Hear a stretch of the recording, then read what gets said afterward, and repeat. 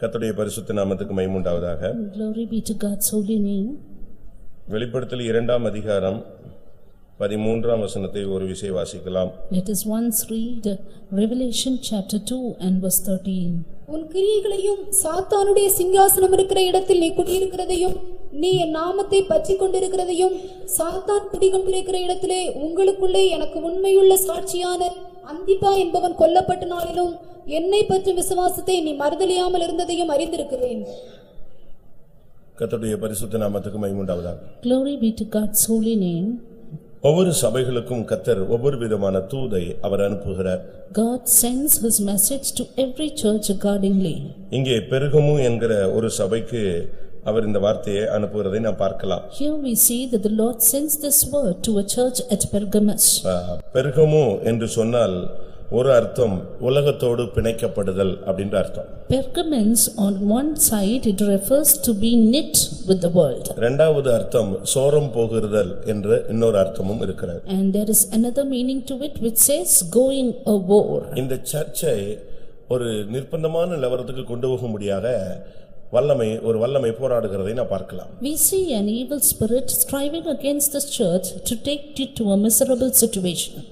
மற்ற சபைகளை விட இந்த சபை இருக்கிற இடம் வித்தியாசமான ஒரு இடம். The place where this church is situated is something different from other churches. சாத்தானுடைய சிங்காசனம் இருக்கிற இடத்துல இந்த சபை குடியிருக்கிறது. This church is in a place where the synagogue of Satan is there. உண்மையுள்ள ஜனங்கள் சாத்தான் குடிகொண்டிருக்கிற இடத்திலே அவர்கள் இருக்கிறார்கள். The faithful people they dwell in the place where Satan is. சாத்தானுடைய சிங்காசனம் இருக்கிற இடத்துல ஒரு சபை இருந்தால் எப்படி இருக்கும்? You just imagine how a church will be there in the place where the throne of Satan is. சிங்காசனம் என்று சொல்லும் பொழுது ஆளுகை என்று எடுக்கலாம். Throne can be referred as reign. இப்பொழுது தமிழகத்தில் ஒரு ஆட்சி இருக்கிறது. அந்த சிங்காசனம் தான் இப்ப ஆளுகை செய்கிறது. There is a government in Tamil Nadu which presently reigns over. அப்படி ஒரு சிங்காசனம் இருந்தால் அவர்களுடைய செயல்கள் தான் எல்லா இடத்திலும் வியாபித்து கிரியை செய்யும். And if there is a throne likewise only their works their actions will be carried out. இந்த சபையில பாருங்க அந்த சாத்தானுடைய சிங்காசனம் இருந்தபடியால் அந்த உண்மையுள்ள சாட்சிகள் எல்லாம் எவ்வளவு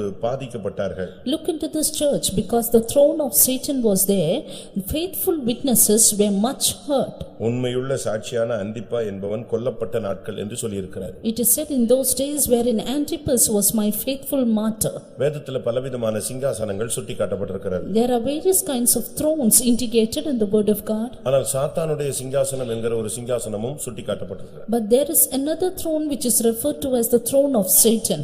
தேவனுடைய சிங்காசனத்துக்கு பலவிதமான வித்தியாசமான தன்மைகள் சொல்லப்பட்டிருக்கிறது. And there are various different attributes mentioned to the throne of God. அக்கினி ஜுவாலை போன்ற சிங்காசனம் என்று இருக்கிறது. A throne which are like flames of fire. பரிசுத்த சிங்காசனம் என்று இருக்கிறது. Throne the holy one. வெள்ளை சிங்காசனம் என்று இருக்கிறது. And the white throne. இப்படி பலவிதமான சிங்காசனங்களை நீங்கள் வேதத்திலே பார்க்கலாம் படிக்கலாம். Likewise you can know and read various thrones in the word of God. ஆனால் இங்கே நாம் சொல்லப்படுகிற சிங்காசனத்தை பார்க்கும் பொழுது சாத்தானுடைய சிங்காசனம் ஒரு சர்ச்சில் இருக்கு. But you know this throne mentioned here says that there is a church which has the throne of Satan. இல்லாவிட்டால் சாத்தானுடைய சிங்காசனம் இருக்கிற இடத்துல அந்த சர்ச் இருக்கு. Or the church is in the place where the throne of Satan is there. அப்ப சாத்தானுடைய சிங்காசனம் இருக்கிற இடத்துல ஒரு ஆள் இருந்தான்னா அவனுக்கு எவ்வளவு பிரச்சனைகள் இருக்குங்கிறதா இப்ப நம்ம பார்க்க போறோம். Then now we are going to see how much problem a man would have if he is in the place where the throne of Satan is. நாம நினைக்கிறோம் நம்முடைய மனைவினால தான் பிரச்சனை, இல்ல புருஷனால பிரச்சனை, சொந்தக்காரனால பிரச்சனை, கூட வேலை பார்க்கறவனால பிரச்சனைன்னு நினைக்கிறோம். ஆனா இவங்களுக்கு எல்லாமே பேஸ் வேற. We think the problem is through the problem of a wife or husband or a family or relatives, but the base, the foundation of this is different. அதை நாம் விளங்கிக் கொள்ள வேண்டியது அவசியம். But we need to understand it. இந்த சாத்தானுடைய சிங்காசனம் என்பது உலகத்து ஜனங்களுக்கு அது கிரியை செய்கிறது இல்லை. Throne of Satan will not have its reaction upon the people of the world. சாத்தானுடைய கண்கள் முழுவதுமே தேவனுடைய ஜனங்கள் மேல் தான் பதிக்கப்படுகிறது. All the eyes of Satan are set towards the people of God. அதை நாம் விளங்கிக் கொள்ள வேண்டும். We need to understand this. ஏனென்றால் உலகம் முழுவதும் அவன் கையில் இருக்கிறது. Because the whole world is in his hands. அவங்க விபச்சாரம் பண்றாங்க, வேசித்தனம் பண்றாங்க, குடிக்கிறாங்க, விக்கிரகத்துல சிக்கி இருக்காங்க. இப்படி பலவிதமான ஆஸ்பெக்ட்ல அவங்க மூழ்கி கிடக்குறாங்க. அதனால அவங்கள பத்தி அவனுக்கு பிரச்சனை கிடையாது. The people of this world are fully immersed in sins, committing all kinds of sin. Therefore, Satan has no problem towards them. ஏனென்றால் அவனுடைய கட்டுப்பாட்டுல தான் அவங்க இயங்கிக்கிட்டே இருக்கிறாங்க. Because they are already functioning under his control. அவங்கள தற்கொலை பண்ண வைக்கலாம், அவங்கள அழிக்கலாம், அவங்கள கீழ்ப்படுத்தலாம், அவங்கள உலகத்துல எல்லா விதமான கண்ணிகளையும் சிக்க வைக்கலாம். ஏனென்றால் அவங்களே போய் விழுந்துகிட்டே இருப்பாங்க. He can make them involved in all snares. He can make them commit suicide and make them do various false things because they are already prompted to do it. அதனால அவனுக்கு அவங்கள பத்தி பிரச்சனையே கிடையாது. Therefore, Satan has no problem with them. அவங்க சிஸ்டமேட்டிக்கா அவங்க கண்ட்ரோல்ல work பண்ணிட்டே இருப்பாங்க. Because they work in their systematic iniquity. அவங்க எந்த சூழ்நிலையிலும் அவங்கள விட்டு வெளியே வர்றது முடியாது. அப்படி வெளியே வர்றானா அவன் ரட்சிக்கப்படுகிறவனாய் இருக்கணும். And they cannot come out of that situation. If at all they come out, it should be the way of salvation. ஆனா அவனுடைய சிங்காசனம் என்பது, அவனுடைய தாக்குதல் என்பது முதலாவது தேவனுடைய பிள்ளைகள் தான். But the throne of Satan, the attack of Satan is first of all toward the people of God. இன்னும் சரியா சொல்ல போனா அபிஷேகம் பெற்றவர்கள். To be more apt, it's towards the spirit baptized people. இன்னும் சரியா சொல்ல போனா ஆவிக்குரிய ஜனங்கள். To be more precise, it's towards the spiritual people. இன்னும் அதிகமா சொன்னா சியோனுக்கும் எருசலேமுக்குரிய ஜனங்கள். To be even more exact, it's towards the people for Zion and இன்னும் Jerusalem. சொன்னா சிங்காசனத்துக்குரிய ஜனங்களுக்கு தான் அவன் ஆப்போசிட்டா வரலாம். And yet more, it is towards the people of the throne of God that he is just opposite. அவனுடைய சிங்காசனத்தின் வல்லமைகள் என்ன? What are the powers of the throne of Satan? அவன் எப்படி கிரியை செய்கிறான்? How does this work? அது முதலாவது நம்ம தெரியணும். We need to first of all note it. எதிரியினுடைய தந்திரத்தை நாம் அறியாதவர்கள் அல்லவே. We are not the ones who are ignorant of the devices of the enemy. Bible என்ன சொல்லுகிறது? What does the Bible say? சாத்தான் பிசாசின் தந்திரங்களை நீங்கள் அறியாதவர்கள் அல்லவே. Ye are not ignorant of the devices of Satan. அப்ப அவனுடைய தந்திரம் நமக்கு தெரியும்னு சொல்லிருக்கு. தெரிஞ்சிருக்கா உங்களுக்கு? Therefore it is said we are aware of his devices. Are we aware? நமக்கு அநேகருக்கு தெரியறது இல்ல. Many of us are not aware. அது வேத வசனத்துல நாம் விளங்கிக் கொள்ள வேண்டியது அவசியம். But we need to understand his devices. 1 நாளாகமம் First Chronicles 21:1. chapter 21 and verse 1. சாத்தான் இஸ்ரவேலுக்கு விரோதமாய் எழும்பி இஸ்ரவேலை தொகையிடுகிறதற்கு தாவீதை ஏவி விட்டது. அபிஷேகம் பெற்றவனே இப்ப அவன் தூண்டுறான்.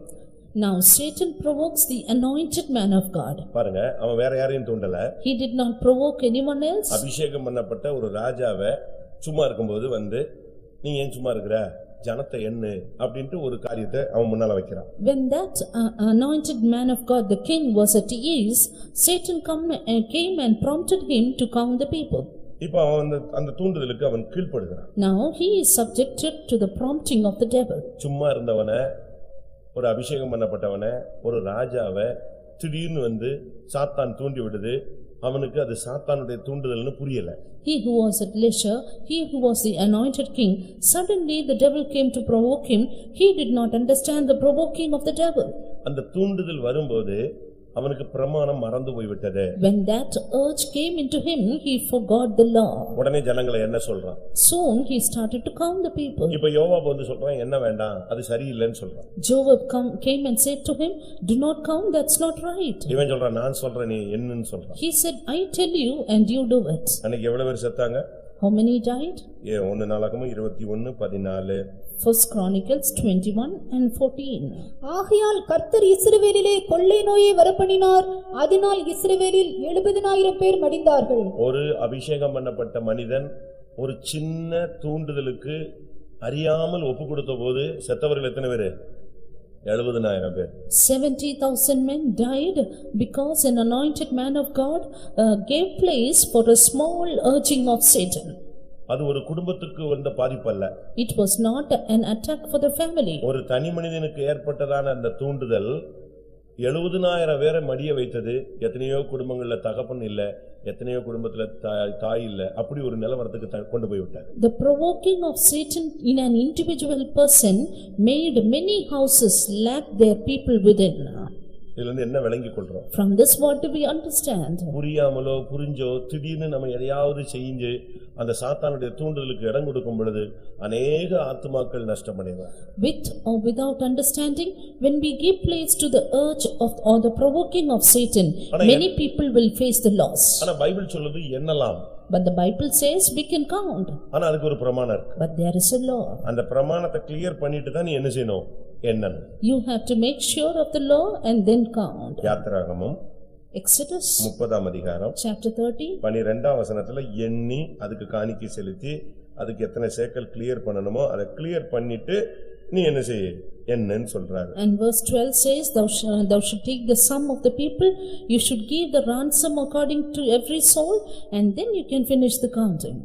நீ இஸ்ரவேல் புத்திரரை அவர்கள் லக்கத்தின்படி கணக்கு பார்க்கும் பொருட்டு அவர்களை எண்ணும்போது அவர்களுக்குள்ளே ஒரு வாதை உண்டாகாதபடிக்கு அவர்களில் ஒவ்வொருவனும் எண்ணப்படும் சமயத்தில் தன் ஆத்துமாவுக்காக கர்த்தருக்கு மீட்கும் பொருளை கொடுக்க கடவன். இதுல பிரமாணம் தெளிவா இருக்கா?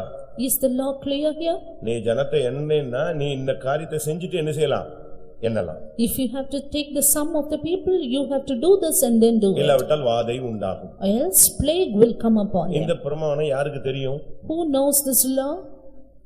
தாவீதுக்கு தெரியும். David knows it. ஆனா இந்த தூண்டுதல் எங்கிருந்து வந்துச்சுங்கிறத புரியாதனால அவன் பாட்டுக்கு பட்டப்பட்டப்பட்டன்னு செய்யறான். But because he did not understand from where this provoking came, he did it in haste. அன்னைக்கு அந்த தூண்டுதல் எவ்வளவு பெரிய நஷ்டத்தை கொண்டு வந்ததுங்கிறது பின்னால விழுந்து அழுகுறான். And later he had to weep over what great loss came because of that provoking. ஆண்டவர் அவனை கொண்டு வந்து ஒரு இடத்துல நிப்பாட்டினார். God made him stand in a place. 3 வருஷம் பஞ்சம் வேணுமா? Do you want 3 years of famine? இல்ல 3 மாத சங்காரம் வேண்டுமா? Or 3 months of pestilence? இல்ல 3 நாள் கொள்ளை நோயில உன் ஜனம் சாகணுமான்னு கேட்டார். Or 3 days you have people have to die of noise and pestilence? சொல்லுங்க. ஆப்பிள் வேணுமா, ஆரஞ்சு வேணுமா, வாழைப்பழம் வேணுமான்னு 3 கொடுத்தா ஏதாவது ஒன்றை செலக்ட் பண்ணலாம். முன்னால கொண்டு வந்து நீ பாம் அடிச்சு சாக போறியா, இல்ல நீ ஆக்சிடென்ட்ல சாக போறியா, இல்ல உன்னை ஒருத்தன் குத்தி நடுரோட்ல போட்டு கொல்லணுமானா இவன் எதை செலக்ட் பண்ணுவான்? If you are going to be given various fruits and asked to select, you can do it. But if he is asked of various destruction and then to choose, what shall we do it? அவன் சொன்னா இது பயங்கரமான கொடிய இடுக்கன், நான் கர்த்தர்ட்ட போய் விழ போறேன்னு விழுந்தான். And he said, I am in a great strait, let me now fall into the hands of the Lord. ஆனா அதுக்கு முன்னாலேயே 70,000 பேர் செத்துட்டாங்க. But even before that, 70,000 men died. நம்முடைய சாத்தானுடைய தூண்டுதலுக்கு நாம் இடம் கொடுக்கிற சில நிமிடங்கள் ஒரு பெரிய விழுகையை கொண்டு வரும். ஆனதனால்தான் அவனுடைய சிங்காசனத்தின் வல்லமையை நீங்கள் புரிந்து கொள்ள வேண்டும். Few minutes of giving ourselves, yielding ourselves to the provoking of Satan will bring in a great fall. Therefore, we need to understand the devices of the devil. எப்பொழுதுமே உனக்குள்ள ஒரு சென்சார் இருக்கணும். Always a sensor should be within you. உனக்குள்ளேயே ஒரு பகுத்தறிவு இருக்கணும். You need to have a discerning within you. ஒரு electronic மிஷினுக்கு sensor பண்ற சக்தி இருக்கு. An electronic machine has the power to censor. அந்த கட்டிங் மிஷின்ல உங்க கை பாட்டு அந்த கையினுடைய இது தெரிஞ்சிட்ட உடனே அது என்ன செய்யாது? அந்த கட்டிங் மிஷின் கட் பண்ணாது. The cutting machine, if it sees your hand coming, then it will not cut. அந்த கையை அப்படி ஒரு லிமிட் கொண்டு வந்துட்டாலே அந்த கட்டிங் மிஷின் அப்படி நின்றும். Soon when the hand is brought within a limit, the cutting machine stops. ஒரு சின்ன லென்ஸ் இருக்கும். Because there is a little lens. அந்த சென்சார் லென்ஸ் டக்குன்னு அந்த மிஷினை வர்க் பண்ண விடாது. The sensor lens soon stops the machine. அப்ப நம்ம தேவனுடைய சாயல்ல இருக்கிறவங்களுக்கு நமக்கு எவ்வளவு தெளிவான ஒரு எச்சரிப்பு மணி உள்ள அடிச்சிட்டே இருக்கணும்னு யோசிச்சு பாருங்க. Then we who are in the likeness of God just think what a great cautious alarm should be burning within us. யார் உன்னை ஏவுகிறது? Who is provoking you? சாத்தானா இல்ல தேவனா? Is it Satan? Is it God? இத நீங்க கரெக்ட்டா பண்ணலனா அவனுடைய சிங்காசனத்தினுடைய first effect உனக்குள்ள தவறான தூண்டுதலை கொண்டு வருவது. If you do not discern it properly, the first effect of the throne of Satan is to bring a wrong urge within you. இரண்டாவதாக 2. மார்க் 4ஆம் அதிகாரம் Mark the Gospel chapter 4 15ஆம் வசனம் verse 15. வசனத்தை கேட்டவுடனே சாத்தான் வந்து அவர்கள் இருதயங்களில் விதைக்கப்பட்ட வசனத்தை எடுத்து போடுகிறான். இவர்களே வசனம் விதைக்கப்படுகிற வழியருகானவர்கள். இங்கே வசனத்தை எடுத்துட்டு போயிடுறாங்க. Here he takes away the word. வசனத்தை கேட்டவுடனே சாத்தான் வந்து அவர்கள் இருதயங்களில் விதைக்கப்பட்ட வசனத்தை எடுத்துறான். When they have heard the word, Satan cometh immediately and taketh away the word that was sown in their இவர்கள் heart. வழியருகே விதைக்கப்பட்டவர்கள். They are the ones sown by the word wayside. வழியில விதைச்சா யார் எடுத்துட்டு போயிடுறா? பறவை நிஞ்சிருது. எடுத்துட்டு போயிடும். When the way it is sown in the wayside, birds come and take it away. அந்த பறவைக்கு அர்த்தம் சொல்லி இருக்கிறது சாத்தான். Bird is compared to Satan here. இப்ப பாருங்க நமக்குள்ள எவ்வளவோ வசனத்தை கர்த்தர் விதைக்கிறார். See, the Lord sows many a word into our hearts. கொஞ்சம் வசனமா நீங்க பிரசங்கம் கேட்டிருப்பீங்க. Have you heard a little verses in messages? யோசிச்சு பாருங்க. You just think over. நீங்க எத்தனை ட்ரிப் எவ்வளவு வசனம் கேட்டிருப்பீங்க. How many times you have heard how many lot of words? எவ்வளவு பிரசங்கங்கள். How many messages? எத்தனை டைம் நீங்க பைபிள் படிச்சிருப்பீங்க. How many times you went through the Bible? அப்ப இது எல்லாமே நமக்குள்ள விதைக்கப்படுகிறதா. All these are times of sowing within us. அந்தந்த நேரத்துல நமக்கு யூஸ் பண்றதுக்கு. To use it then and there. ஆனா என்ன நடக்குது? But what happens? அந்தந்த நேரத்துல யூஸ் பண்றதுக்கு எது இல்லாம போயிடுது.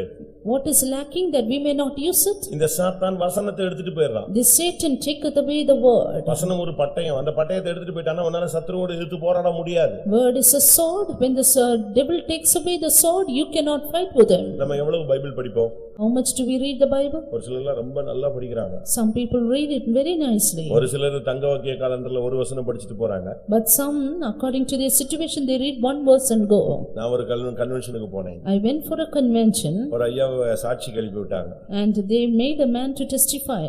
அது என்னவோ சொல்லிட்டு இருக்காரு, நான் எனக்கு டைம் வேஸ்ட் பண்றாருன்னு யோசிச்சிட்டு இருந்தேன். And he said, I thought I am wasting my time in hearing that. கொஞ்சம் பொறுத்து அப்படியே சாட்சி சொல்லிட்டு வரும்போது சொல்றாரு, நான் ஒரு 144 ட்ரிப் பைபிள் படிச்சிருப்பேன்னாரு. During his testimony, during the last, he said 144 times I read the Bible. எப்படி இருக்கும்? How was it? அதுக்கு பிறகு யோசிச்சேன், நம்ம இனிமே எழும்பி பிரசங்கம் பண்றதுல பிரயோஜனம் இல்லை. அவர்தான் பைபிளே கரைச்சு குடிச்சிட்டு நின்னுட்டு இருக்கிறார். Then I thought there is no use of me getting up and giving the message because he has already drunk the Bible. அது எல்லாராலும் முடியாது, அது ஒரு கிருபை. That is only a grace, all cannot do it. ஆனா அது பிராக்டிஸ்ல முடியும். But still we can put it into practice. நம்ம வேதத்துக்கு அவ்வளவு முக்கியத்துவம் கொடுக்கறோமாங்கிறது தான் கேள்வி. The question is, are we giving importance to the Bible? நீ யோசிச்சு பாருங்க, நமக்குள்ள இருக்கிற வசனங்கள், விதைக்கப்பட்ட வசனங்கள் இருக்கா?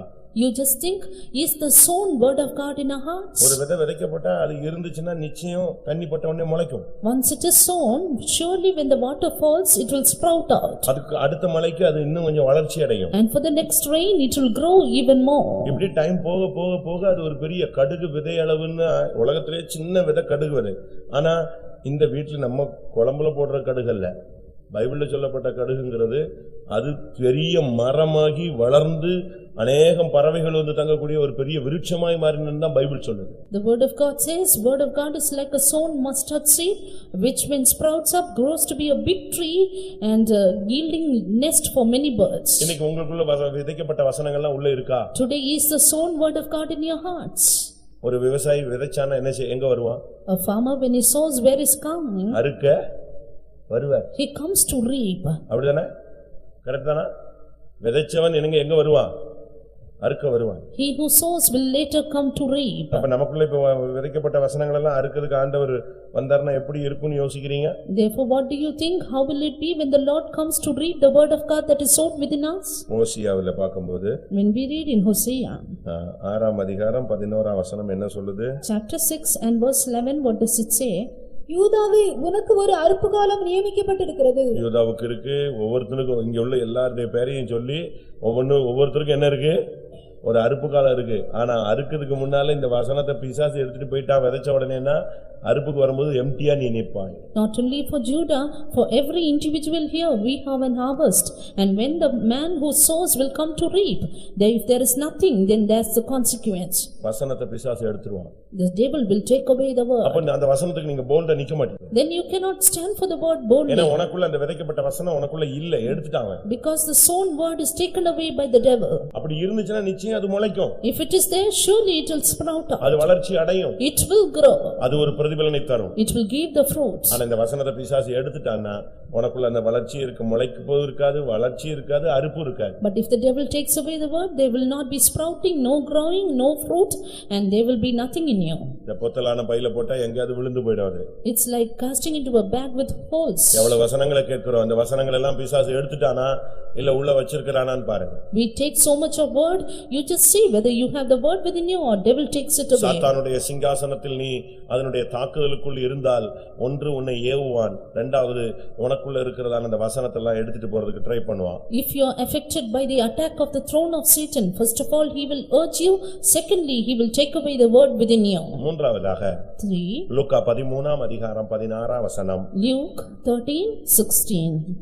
இதோ சாத்தான் 18 வருஷமாய் கட்டியிருந்த ஆபிரகாமின் குமாரத்தியாகி இவளை ஓய்வு நாளில் இந்த கட்டிலிருந்து அவிழ்த்து விட வேண்டியதில்லையா என்றார். 18 வருஷம் அந்த பெண் அந்த வல்லமையில கட்டப்பட்டிருந்தால் அது சாத்தானுடைய ஒரு வேலை. That woman was bound for 18 years, that is a work of Satan. இது யாரு? Who is this? இவள் ஒரு ஆபிரகாமின் குமாரத்தி. She was a daughter of Abraham. இந்த ஜெபாலயத்துக்கு 18 வருஷமா வந்துட்டு இருக்கிற ஒரு பெண். A girl who came to the synagogue for 18 years. ஆனா அவளுக்கு கூன் விழுந்து போயிருச்சு. But she was bowed down. ஆனாலும் விடாம வந்துகிட்டே இருப்பா. But still without any stop she came. பலவீனம் இருந்தது.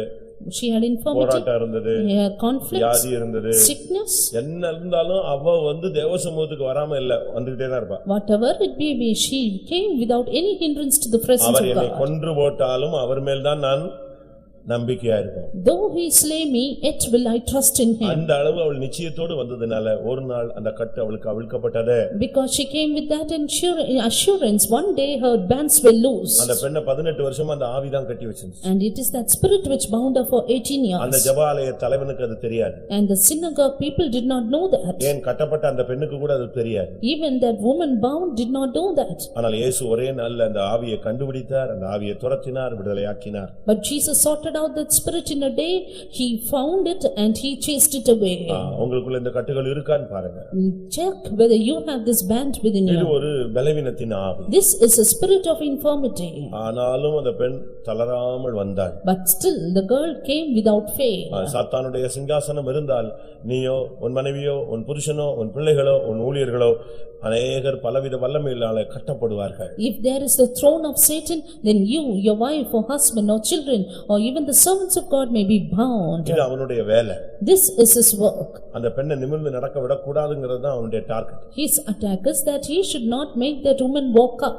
எத்தனை ஜெபத்துக்கு போனாலும் விட மாட்டான். How many ever prayers she may go, she cannot do it. யார் பிரசங்கம் பண்ணாலும் அவன் அந்த கட்டை விடவே இல்லை. Whoever may preach, that bands were not loosened. கடைசியில் இரக்கமுள்ள கர்த்தர் அங்கே அவனுக்கு அற்புதம், அந்த பெண்ணுக்கு அற்புதம் செய்தார். Finally merciful God did a wonder to that woman. உங்கள் வீடுகளிலே, உங்களுடைய கம்பெனிகளிலே, உங்களுடைய ஊழியங்களிலே இப்படி சாத்தானுடைய சிங்காசனம் இருக்குமானால் இப்படிப்பட்ட தாக்குதல் இருக்க வாய்ப்பு உண்டு.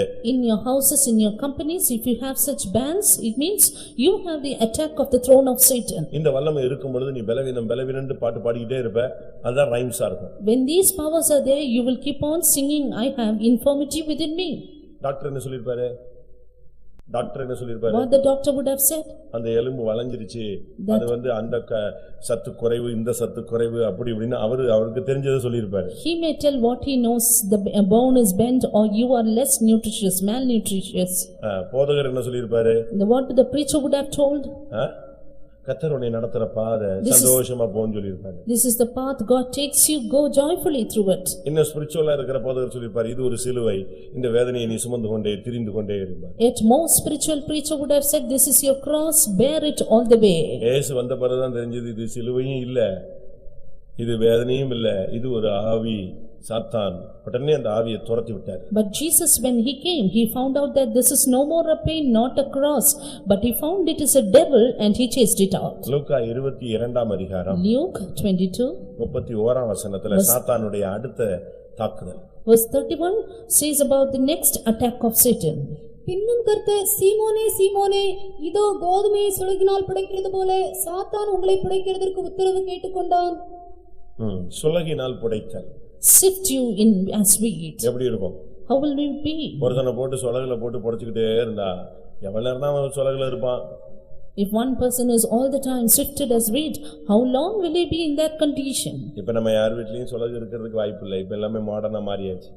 And now everything has become modern, there are no more swifts to do it. ஏன்னா அவங்களே அரிசியில இருந்து எல்லாத்தையும் எடுத்து கரெக்ட்டா கொண்டு வந்து வித்து கொடுத்துறாங்க. Because they themselves through machines they bring it all correctly out. முந்தி அப்படி இல்ல. But in the early days it was not like that. அத புடைக்கும் பொழுதே அழகா கல்லு எடுத்துருவாங்க, தூசி எடுத்துருவாங்க, மண் எடுத்துருவாங்க, மத்ததெல்லாம் தனித்தனியா அது அந்த ஒரு டிசைன் அவங்க செய்ய அது ஒண்ணொண்ணா கழிஞ்சுக்கிட்டே வரும். Even as it is sifted in the sieve, you can see it properly coming out, everything being separated in its manner. ஏனென்றா நீ சொலகுல இருக்க கூடாதுங்கறத அவனுடைய target. Because his target is that you should not be in the sieve. உன்னை புடைச்சு உன்னை வெளியே தள்ளிரணும்ங்கறத அவனுடைய முடிவு. But Satan's end is that you should be all time sifted and casted out. எப்படியாவது நீ ஜல்லடையில இருந்து கீழ வந்திரணும்ங்கறத அவனுடைய target. His target is that you should come out of the window somehow or the other. குப்பையோடு குப்பையா நீ வந்திரணும். And you should come out with the chaff. கல்லோடு கல்லா நீ வெளியே வந்திரணும். You should come out with the stone. நீ நின்று பிடிக்க கூடாது. You should not stand fast. ஆனா தேவன் என்ன செய்கிறாரு? But what does God do? நீ ஒரு கோதுமையாக இருந்தால் if you are a wheat, உன்னை தரையில விழ விடுறது இல்ல. He will not allow you to fall down. Amos 9ஆம் அதிகாரம் 9ஆம் வசனம். Chapter 9 verse 9. இதோ ஜல்லடையினால் ஜலித்தரிக்கிறது போல் இஸ்ரவேல் வம்சத்தாரை எல்லா ஜாதிகளுக்குள்ளும் சலித்தரிக்கும்படிக்கு நான் கட்டளையிடுவேன்.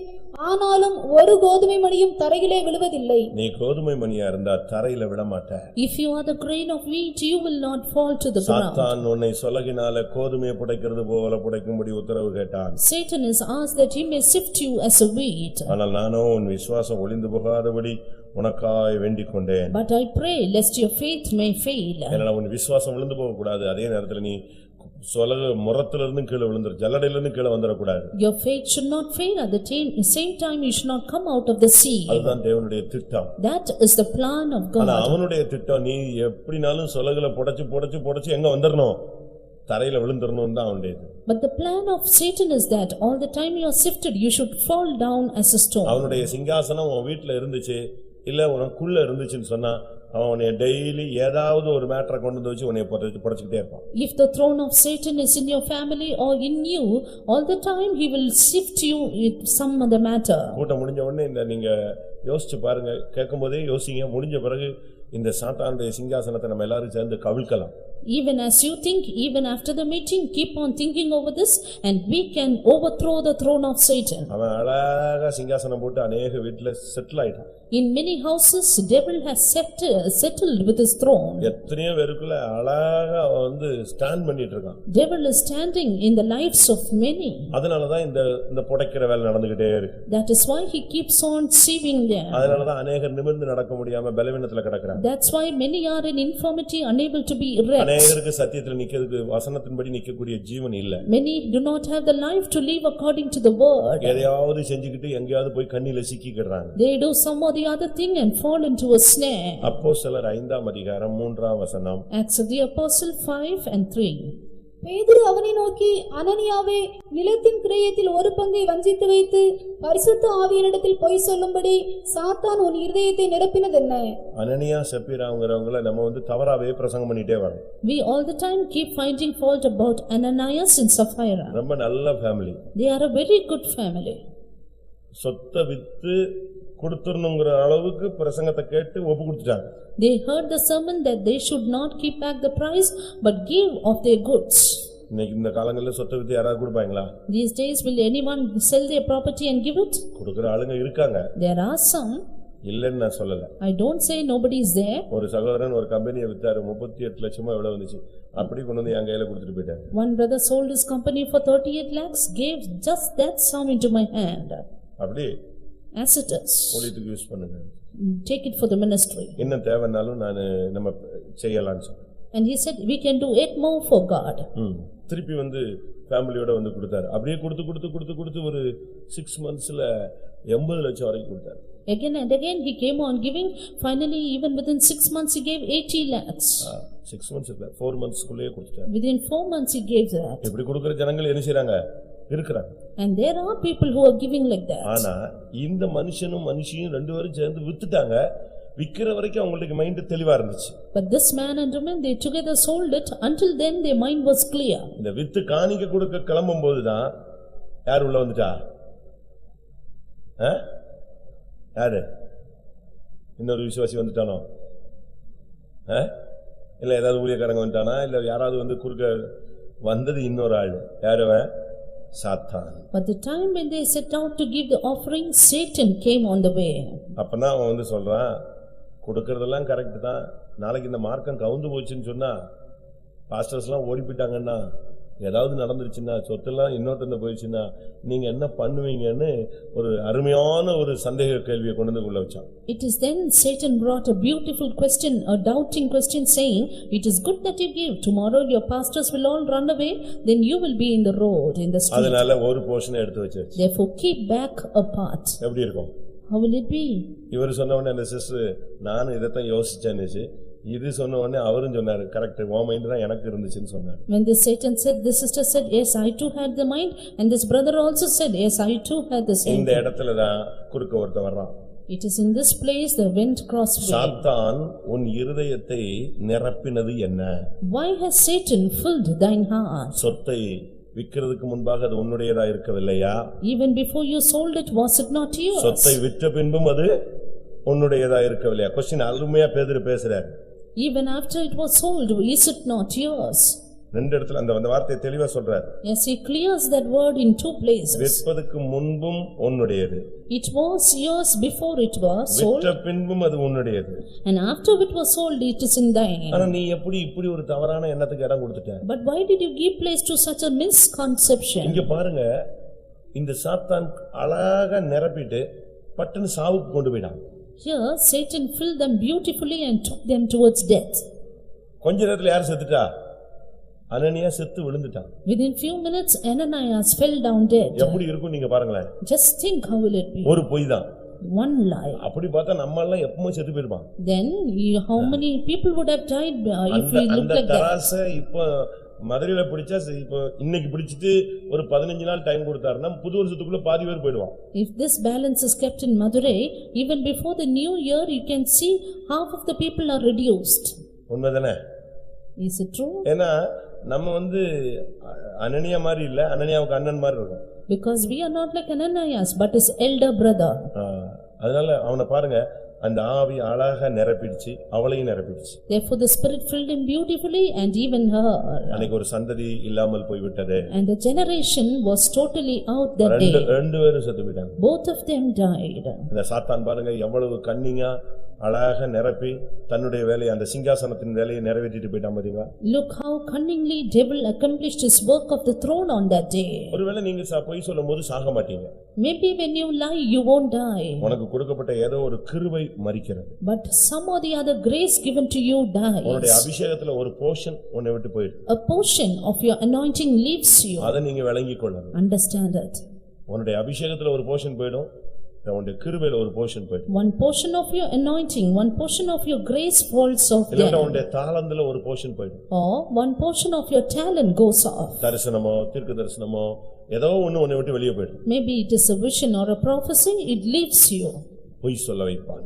He will make you to lie. அவன் சிங்காசனம் போட்டுட்டானா நீ அருமையா பொய் சொல்லுவ, ரொம்ப அழகா பொய் சொல்லுவ. Once he lays his throne, you will beautifully tell a lie. எனக்கு என்னன்னா, கேக்குற கேள்வியிலேயே உஷாராய் மன்னிப்பு கேட்டிருக்க வேண்டாம். What I say is, soon when they asked the question, they should have asked the pardon. இது விக்க முன்னால உன்னுடையதான், வித்த பிறகு உன்னுடையதான் உடனே இவன் ஸ்தோத்திரம்னு விழுந்துறணும். When Peter asked them, was it not thine own even before and after it was sold? He should soon have asked pardon. இவன் என்னவோ நினைச்சிட்டு நின்னா பொத்துன்னு விழுந்துட்டான். He was thinking something and soon fell down. நான் எதுக்கு சொல்றேன்? What I tell you is, சாத்தானுடைய சிங்காசனத்துல நம்ம குடியிருக்கும்போது ரொம்ப சிம்பிளா நம்மளை ஏமாத்தி சாகடிச்சிடுவான். when we are in the place where Satan's throne is, very simply he will put us down to death. லூக்கா 22ஆம் அதிகாரம், Luke the Gospel chapter 22. 3ஆம் வசனத்தை பார்க்கும்போது, When we look into verse 3, அப்பொழுது 12 ஒருவனாகிய ஸ்காரியோத் என்னும் மறுபேர் கொண்ட யூதாசுக்குள் சாத்தான் புகுந்தான். யாருக்குள்ள புகுந்துட்டான்?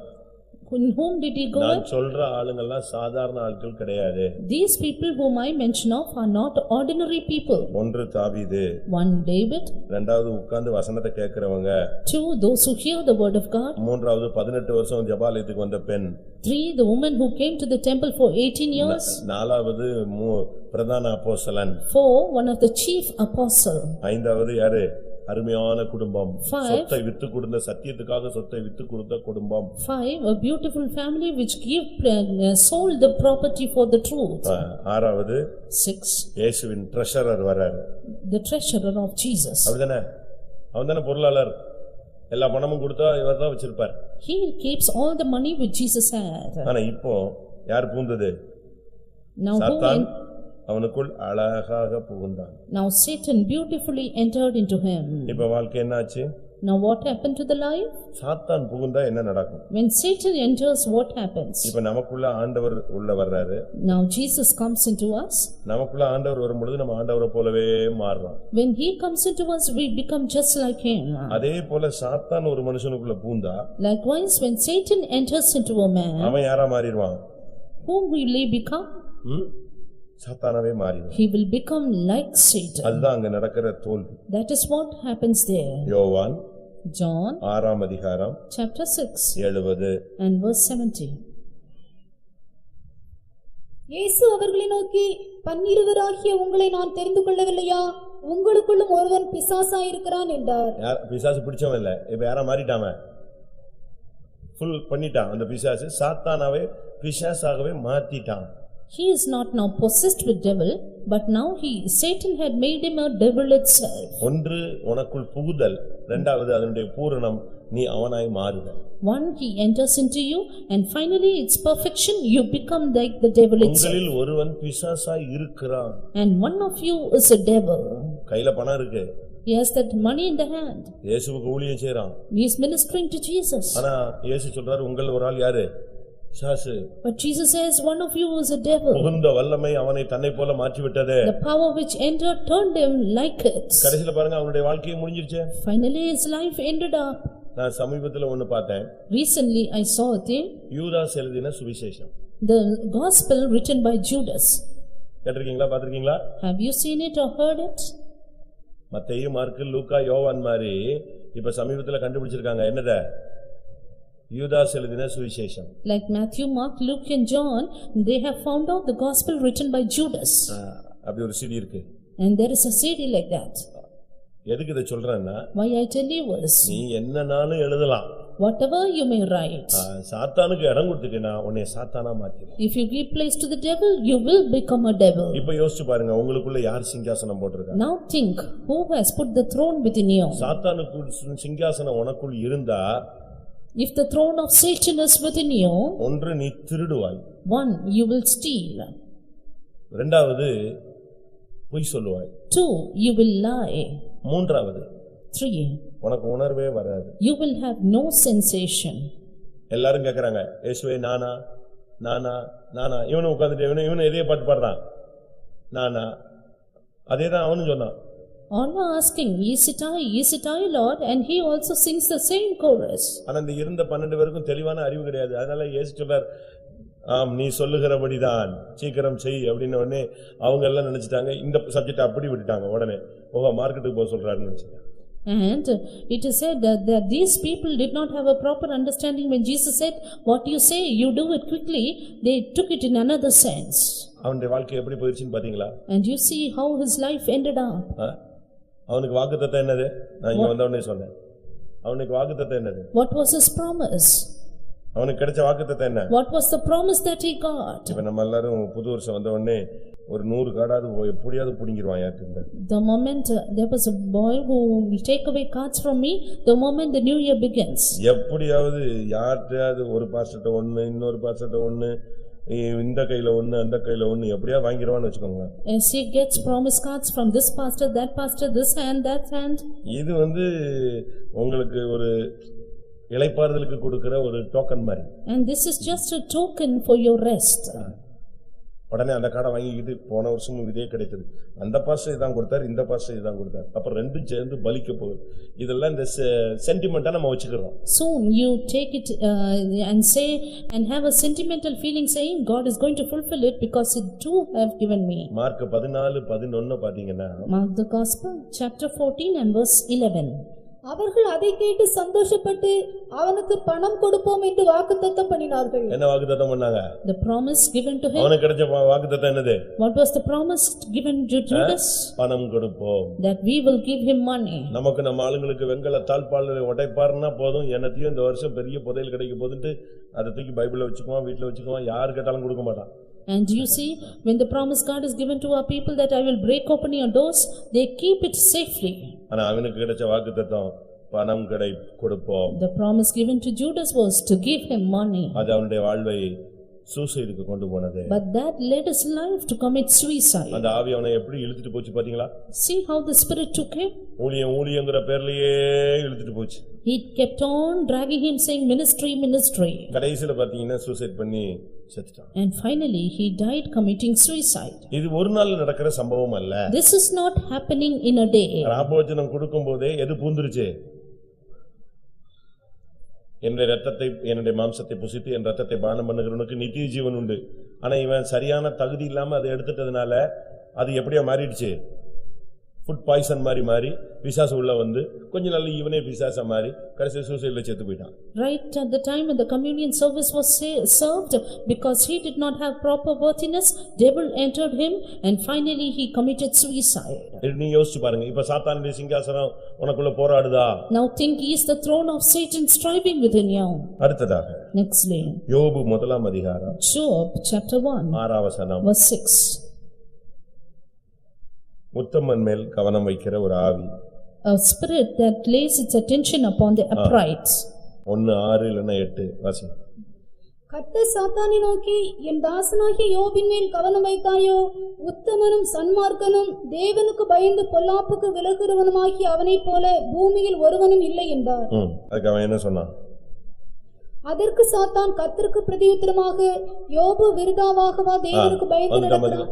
அவன் மைண்ட் ஃபுல்லா எங்க தான் சுத்திட்டு இருக்கு? அவனை கேட்டதுக்கு சொன்னா பூமி எல்லாம் சுத்திட்டு வந்தேன்னு. யோபுவை பார்த்தியான்னு? யோபுவா எதுக்கு கும்பிடுறான்னு எனக்கு தான் தெரியும்னு சொன்னான். Verse 8 and 9 here, he says, I went throughout the whole world, but now we came to Job.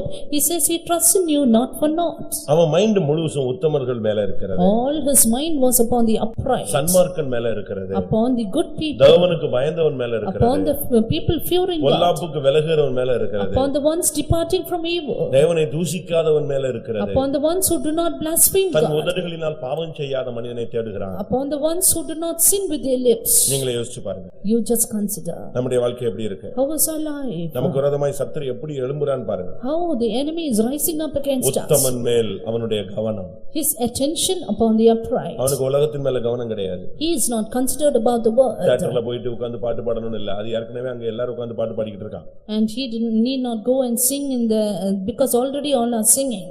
இன்னைக்கு நம்முடைய நிலவரம் என்ன? But today what is our state? ஏதாவது அவனுடைய சிங்காசனத்தின் போராட்டம் இருக்கான்னு நீங்க கண்டுபிடிங்க. You just find out, is there any struggle of his throne within us? அது இருந்தா நீங்க கிளியர் பண்ணாதான் நம்ம ஃப்ரீயா போக முடியும். If it is there, clear it out, then we can move freely. இல்லன்னா உங்க காலை கட்டி போட்டுட்டு நடந்து சொன்ன மாதிரி இருக்கும். Or else it will be like binding the legs and asking you to walk. கையை கட்டி போட்டுட்டு சாப்பிடுன்னு சொன்ன மாதிரி இருக்கும். Binding your hands and asking you to eat. என்ன பிரயோஜனம்? Then what is the use? ஒண்ணுமே பண்ண முடியாது. You cannot do anything. அதனால தான் இந்த சாத்தானுடைய சிங்காசனத்தை இன்னைக்கு கவிழ்க்கணும். That is why today we need to overthrow the throne of Satan. சகரியா 3ஆம் அதிகாரம். Zechariah chapter 3. முதல் வசனம் வாசிங்க. The first verse. அவர் பிரதான ஆசாரியனாகிய யோசுவாவை எனக்கு காண்பித்தார். அவன் கர்த்தருடைய தூதனுக்கு முன்பாக நின்றான். சாத்தான் அவனுக்கு விரோதம் செய்ய அவன் வலது பக்கத்திலே நின்றான். இங்க யாருக்கு விரோதமா வந்தான்னு பாருங்களேன். See whom he is against. ஒரு சாதாரண இஸ்ரவேலுக்கு விரோதமா வரல. Not against an ordinary Israelite. அவன் ஒரு பிரதான ஆசாரியனுக்கு விரோதமா வந்தான். He stood against an high priest. வந்தது சும்மா இல்ல, ஃபாலோ பண்ணி ஃபெய்த்தமே வந்துட்டான். He came on following him and finally came to the faith home.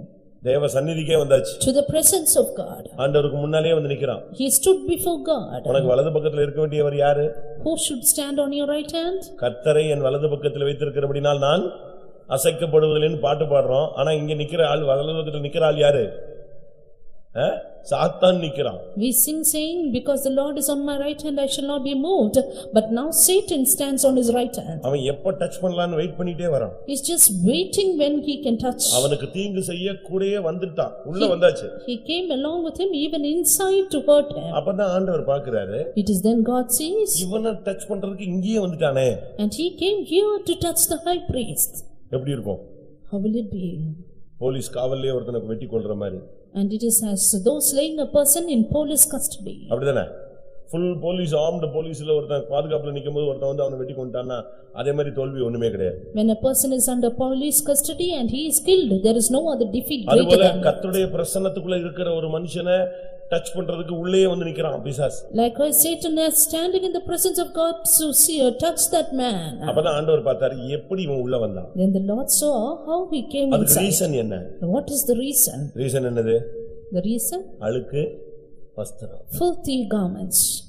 உடனே ஆண்டவர் சொன்னாரு அவனை அதுக்கு மாத்துங்கன்னு சொன்னார். Soon the Lord said, take away that garment. உடனே சிறந்த வஸ்திரங்கள் அவனுக்கு கொடுக்கப்பட்டது. And best robe was given him. இப்போ சாத்தானை பார்த்து சொன்னாரு எருசலேமை தெரிந்து கொண்ட கர்த்தர் உன்னை கடிந்து கொள்வாராக. அவன் அப்படி வெளியே போயிட்டான். And now the Lord looking at Satan said, God who had chosen Jerusalem rebuke thee. And he went. ஜெபிச்சுட்டே இருந்தா எனக்கு இப்படி ஆயிடுச்சு. ஜெபிச்சுக்கிட்டே இருந்த ஆனா அழுக்கு வஸ்திரத்தை என்ன செய்யல நீ மாத்தல. I kept on praying but it happened. You were with your filthy garments, that's why it happened. கூட்டத்துக்கு தான் போனோம், நாங்க ஜெபத்துக்கு தான் போனோம், நாங்க ஆராதனைக்கு தான் போனோம், எங்களுக்கு இப்படி ஆயிருச்சு. நீ ஆராதனைக்கு போலாம், அப்படியே பரலோகத்துக்குள்ளேயே வரலாம், ஆனா சரியில்லைன்னா எங்கேயும் உன்னை டச் பண்ணுவான். Some people say we went for the meeting only, service only, but it happened. You may go anywhere, but Satan is following you to hurt you. சாத்தானுடைய சிங்காசனம் இருந்தால் அவன் உன்னை தீங்கு பண்ண எந்த இடத்துக்கு துணிஞ்சு கை வைப்பான். If the throne of Satan is within you, then he will be prompt or bold to touch you anywhere. முதலாம் தெசலோனிக்கேயர் 1 Thessalonians இரண்டாம் அதிகாரம் chapter 2 18ஆம் வசனம் and verse 18. ஆகையால் நாங்கள் உங்களிடத்தில் வர இரண்டொரு தரம் மனதாயிருந்தோம். பவுலாகிய நானே வர மனதாயிருந்தேன், சாத்தானோ எங்களை தடை பண்ணினான். ஊழியத்தை சாத்தான் தடை பண்ணினான்னு பவுல் சொல்றார். Here Paul says Satan hindered their ministry. யாருடைய ஊழியத்தை யார் தடை பண்றது? Whose ministry who can hinder? Pavul எவ்வளவு பெரிய வல்லமையுள்ள ஒரு ஊழியக்காரன். Satan, Paul was a mighty preacher. அந்த இடத்துக்கு போகணும், அவங்கள ஜனங்களை சந்திக்கணும், அவங்களுக்கு ஊழியம் செய்யணும்னு அவன் ரொம்ப ட்ரை பண்றான். ஒரு ட்ரிப் ட்ரை பண்றான், 2 ட்ரிப் பண்றான், திருப்பி எப்படியாவது போயிடணும்னு பாக்குறான். ஆனா அவனே சொல்றான் என்னை வரவிடாம யார் தடுக்கிறா? சாத்தான் ஏதாவது ஒரு புரோகிராம் கொண்டு வந்து என்னை தடுத்துறான். This Paul will once again and again trying to go to a place and to preach the gospel, but he says Satan brought some other program and hindered me. ஊழியத்தை தடை பண்ணுகிறது இந்த சாத்தானுடைய சிங்காசனம். Satan's throne hinders our ministry. நம்ம போய் ஊழியம் செய்யணும்னு விரும்புவோம், ஆனா போக விட மாட்டான். அங்க வேற ஏதாவது ஒன்னு கொண்டு வந்து நிப்பாட்டிடும். We may decide to go and do the ministry, but he will bring some of the other program to stop us. இது ஊழியத்திலேயே அவன் கை வைக்கிற ஒரு தன்மையை காண்பிக்கிறது. This is an attempt in which he lays his hand on our ministry. எப்படி இருக்கும்னு யோசிச்சு பாருங்க. Just think over this. இது ஒரு சாதாரண ஒரு பெயர் கிறிஸ்தவ ஒரு ஊழியக்காரன் அல்ல, ஒரு கேட்டகிஸ்ட் உபதேசியார் அவன் அல்ல. ஒரு அப்போஸ்தலனுடைய ஊழியத்தையே இந்த வல்லமை என்ன செய்யுது? தடுக்குது. The Satan hinders even an apostolic minister. He was not an ordinary servant of God, not an ordinary man of God, but an apostolic servant of God. எப்படி இருக்கும்னு யோசிச்சு பாருங்க. Just think how will it be? ஒருத்தன் ஊழியம் செய்யணும்னு ஒரு வல்லமையுள்ள ஒரு ஊழியக்காரன், அப்போஸ்தலருடைய அச்சு அடையாளங்களை தரித்தவன், கிறிஸ்துவின் உபத்திரவங்களில் குறைவானதை தன் மாம்ச சரீரத்தில் நிறைவேற்ற முடிய ஆசைப்பட்ட ஒரு வல்லமையுள்ள ஊழியக்காரன், அவனையே அவன் பிரேக் பண்றான். He was a mighty servant of God who wanted to fulfill the afflictions left behind by Jesus and even bear about the marks of an apostle, but Satan tried to hinder him. எத்தனை point வந்திருக்கு? How many points now? பார்க்கலாம். எப்படி நீங்க கரெக்ட்டா எழுதுறீங்களா இல்ல புதுசா எழுதுறீங்களா? 9 point. இன்னும் ஒரு பாயிண்ட் சொல்றேன். One more point. நம்பர் இருக்கு. There are many. ஏன்னா அவனுடைய சிங்காசனம் பயங்கர ஸ்ட்ராங்கானது. Because the throne of Satan is very strong. 10வது பாயிண்ட். 10th point. 2 கொரிந்தியர் 2 Corinthians 12 chapter 12 7 and 7. அன்றியும் எனக்கு வெளிப்படுத்தப்பட்டவர்களுக்குரிய மேன்மை நிமித்தம் நான் என்னை உயர்த்தாதபடிக்கு என் மாம்சத்திலே ஒரு முள் கொடுக்கப்பட்டிருக்கிறது. என்னை நான் உயர்த்தாதபடிக்கு அதை என்னும் குட்டை சாத்தானுடைய தூதனாயிருக்கிறது. அது என்னை குட்டும் சாத்தானுடைய தூதனாயிருக்கிறது. It was the messenger of Satan to buffet me. ஒரு ஊழியக்காரனை வியாதியில வேதனைப்படுத்துகிற ஒரு வல்லமை. A power that inflicts a servant of God in sickness. சரியான பவர்ஃபுல் ஒர்க்கர் அவன். He was a powerful servant of God. அவனை போல வல்லமையுள்ள ஆள் யாருமே கிடையாது. There was no other powerful servant of God than பிரசங்கம் him. பண்ணிட்டு இருக்கும்போதே சப்பானியை எழுப்பிடுவான். Right when he preaches, the lame man walks. அவ்வளவு வைராக்கியமான ஆள். He was so zealous. ஆனா இவன் சரீரத்துல ஒரு முள்ளு குத்திக்கிட்டே இருக்கு. But there was a thorn pricking him in his body. அவன் சொல்றான் அது என்னைய குற்ற சாத்தானுடைய தூதன் நான் கண்டுபிடிச்சேன். He says it is the messenger of Satan to buffet me. Pastor D ஒரு நாள் சாட்சி சொல்லும்போது One day when Pastor T testified, சின்ன பிரதரா மும்பைல இருந்தார். when he was a little brother in Mumbai, அப்போ டயபெட்டிஸ்ல அவர் ரொம்ப பாதிக்கப்பட்டார். he was affected by diabetes severely. ரொம்ப மோசமாயிட்டார். He was very severe. அது அவரை ரொம்ப பாதிச்சு மரணத்தை நோக்கி இழுக்க ஆரம்பிச்சிருச்சு. It affected him so much that he was drawn to death. அவரால ஜெபத்துக்கு கூட போக முடியாத அளவுக்கு He could not even go for the prayers. ஒரு நாள் காலையில 4 மணி ஜெபத்துக்கு போக முடியாத அளவுல படுத்து கிடக்குறார். One day he was lying down, not able to go for the 6 o'clock prayer. அங்க ஹால்ல ஜெபம் நடக்குது. The prayer was on in the hall. இவர் படுக்கையிலே உட்கார்ந்து ஸ்தோத்திரம் பண்ணிட்டு இருந்தார். But he was in his bed praising God. ஆனா அவர் தன்னை ஆயத்தப்படுத்திட்டே இருக்கார். But he was preparing him. இந்த வியாதி மூலமா நம்ம எங்க போறோம்? சின்ன வயசுலயே நம்ம நேசிச்ச ஆண்டவர்ட்ட போறோம், பரலோகம் போறோம்னு ரொம்ப தன்னை தீவிரமா சுத்திகரிச்சு ரெடி பண்ணிட்டு இருக்கார். இந்த வியாதி வழியில நம்ம எங்க போறோம்? பரலோகத்துக்கு போறோம். He was terribly sanctifying him, saying, through this sickness I will go and see my Jesus, I will go to heaven. அன்னைக்கு ஜெபிச்சிட்டு இருக்கும்போது that day when he was praying, இவருக்கு உள்ள இருந்து ஒரு கருப்பு உருவம் வெளியே வந்துச்சு. a black demon from within him came out. அப்படி பார்க்கறாரு. He sees it. அது வெளியே வந்து நிக்குதாம். It stood out. இவருக்கு ஒண்ணும் ஓடல. He could not do anything. நான் ஊழியக்காரன். I am a servant of God. எனக்கு உள்ள இருந்து ஒரு கருப்பு உருவம் வெளியே வந்து நிக்குது. But a black image from within me is coming out. இது என்ன அப்படினு அவர் யோசிச்சார். He thought, what is this? பரலோகத்துல இருந்து ஒரு சவுண்ட் வந்துச்சு. There was a sound from heaven. இதுதான் உன்னை பலவீனப்படுத்தி உன்னை வியாதி மரணத்துக்கு இழுத்து கொண்டிருந்த சுகர் ஆவின்னு சொன்னார். This is the spirit of diabetes which was prompting you to death. எனக்குள்ள என்னைய மரணத்துக்கு கொண்டு போறதுக்கு இந்த ஆவி, நான் இது பரலோகத்துல கொண்டு போன்னு நினைச்சேன். இது என்னது? என்னைய மறந்து கொண்டு போற ஆவியா? சுகர் ஆவியா? இயேசுவின் நாமத்துல கடிந்து கொள்றேன்னு அபிஷேகத்துல நிறைஞ்சு குதிச்சிட்டார். Then this pastor thought, I thought this will take me to heaven, but see, this diabetes is a spirit, and he rebuked it in the name of Jesus. அந்த ஸ்பிரிட் அப்படியே போகுதா? And that spirit was going. அபிஷேகத்துல நிரம்ப fathom விட்டு வெளியே போய் ரோட்டுக்கு எதிர போய் சீக்கிய குருத்துவாரா ஒன்னு இருந்துச்சான், அதை ஒட்டி அப்படியே கிராஸ் பண்ணி போயிடுச்சான். And even as he was getting filled in the anointing, the spirit went out, crossed the road, and went to the place of worship of the sick. இவருக்கு சரியான ஒரு அபிஷேகம், எல்லாரும் ஓடி வந்துட்டாங்க. இவருக்கு என்னவோ ஆயிடுச்சுன்னு சொல்லி அன்னைக்கு போன சுகர் சாகர வரைக்கும் என்ன செய்யல, வரல. He had a terrible anointing that day, and that diabetes which left him did not come till his death. எல்லாரும் சொன்னாங்களா, நீங்க செக் பண்ணு. All people said, you check. உங்க சுகர் சுகமாயிடுச்சுன்னா செக் பண்ணு. If your diabetes is healed, you check it. நான் ஆண்டவரை பரிசோதிக்கிறது இல்ல. No, I will not test my God. அடுத்த நாள் காலையில போன் போட்டு அவங்க அம்மாவுக்கு பேசினாராம். And he next day called his mother. அவங்க தம்பிட்ட பேசினாராம். He called his brother. உனக்கும் சுகர் இருக்குன்னு நினைக்கிறேன், அம்மாவுக்கும் சுகர் இருக்குன்னு நினைக்கிறேன். நம்ம நினைச்சோம் குடும்ப வியாதின்னு. இது குடும்ப வியாதி கிடையாது, இது பிசாசு. நீங்களும் ஜெபம் பண்ணி துரத்துங்கன்னு சொன்னாங்க. I think you and your mother have this diabetes. We think it is a hereditary disease, but no, let us rebuke the devil. எல்லாரும் சொன்னாங்க இவரை செக் பண்ணு செக் பண்ணு செக் பண்ணு. Then all people said, you go and check it. இவர் check பண்ண மாட்டேன். No, I will not check it. ஒரு மாசம் கழித்த போது After 1 month, சென்னையில இருந்தோ இலங்கையில இருந்தோ போன் வந்துச்சான், transfer to America, UK or US. there came a call from Chennai or Sri Lanka that you are transferred to the US. இப்ப மெடிக்கல் செக்கப் போகும். Now he had to go for the medical checkup. ஏன்னா அந்த நாட்டுக்குள்ள போணும்னா check பண்ணணும். Because they have to check him up. Checkup பண்ண இது இல்ல, சுகர் இல்ல, சாகர வரைக்கும் இல்லன்னா. When he was checked out, he had no diabetes until his death he has lived. சாத்தான் உன்னை குட்டும் ஒரு அவனுடைய தூதன். This is a messenger of Satan to buffet you. இந்த 10ல ஏதாவது இருக்கா இல்ல 10 இருக்கா? 10ல ஏதாவது ஒன்னு இருக்கா இல்ல 10மே உள்ள இருக்கா? Do you have one of this 10 or all the 10 within you? எல்லாரும் கண்களை மூடுங்க பார்க்கலாம். Just close your eyes. நான் உங்களுக்கு சிந்தனைக்கு கொடுத்திருக்கிறேன், நீங்க அதை யோசிச்சு பாருங்க. உங்களுக்கு உள்ள எது இருக்குங்கிறது பிரசங்கம் கேட்கும்போதே பஞ்ச் ஆயிருக்கும். I have put it out for your thought. The moment you heard it, something or the other would have punched you saying, you have this. இது உலகத்து மனுஷனை தாக்குகிற சக்தி அல்ல.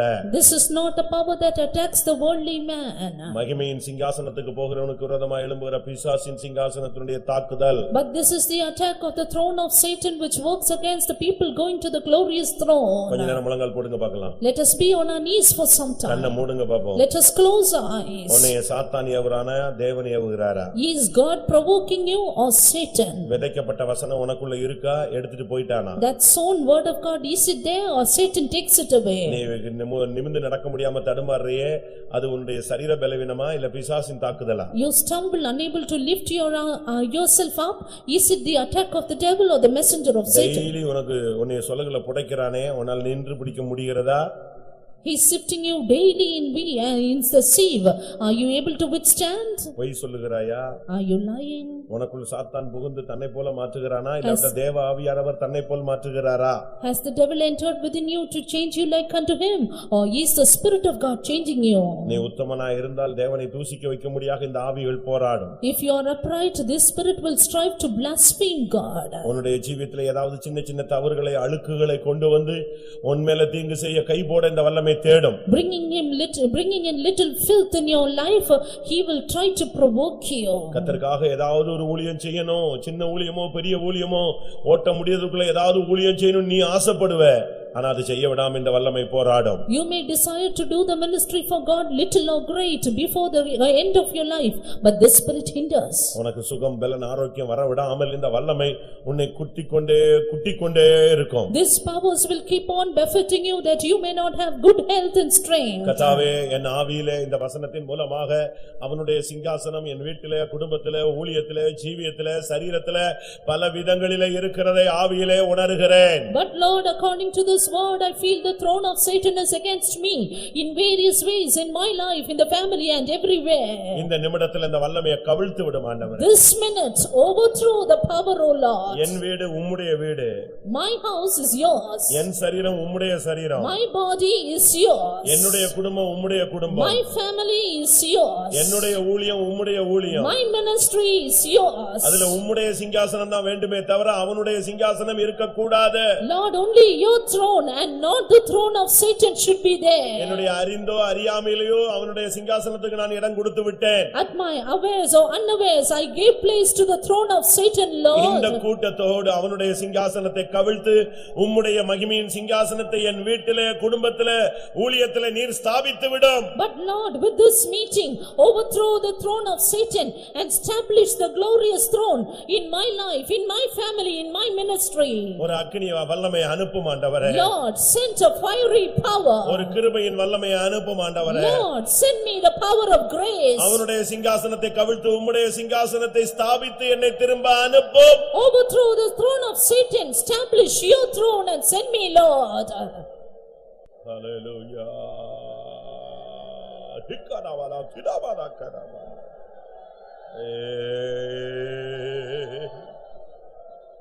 Oh